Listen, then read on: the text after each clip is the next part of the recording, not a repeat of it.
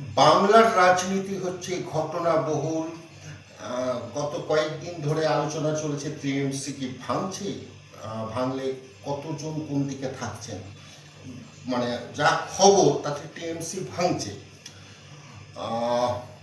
ঋতব্রত বন্দ্যোপাধ্যায় বহিষ্কৃত বিধায়ক এবং সন্দীপন সাহা দুজনে মিলে আরও কয়েকজনকে নিয়ে একটা অন্য তৃণমূল করছেন। সেটা হতে পারে নতুন তৃণমূল, সেটা হতে পারে ভালো তৃণমূল।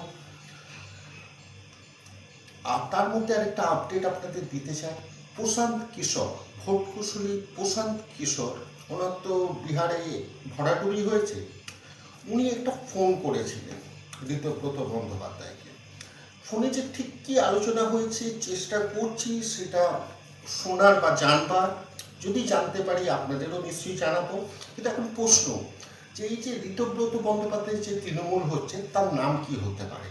ভালো তৃণমূল,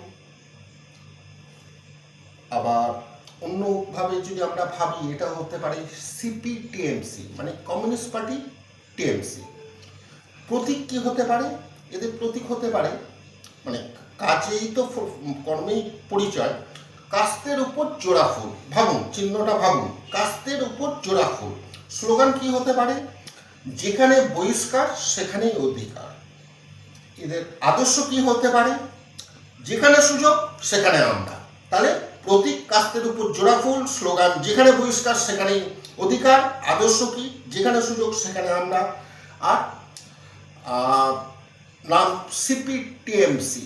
ভিডিওটা শর্টসটা কেমন লাগলো সেটা যদি ভালো লাগে শেয়ার করুন, চ্যানেলটা ভালো লাগলে সাবস্ক্রাইব করুন, এবং যদি আপনাদের মতামত থাকে, মূল্যবান মতামত, আপনারা কমেন্টস করুন।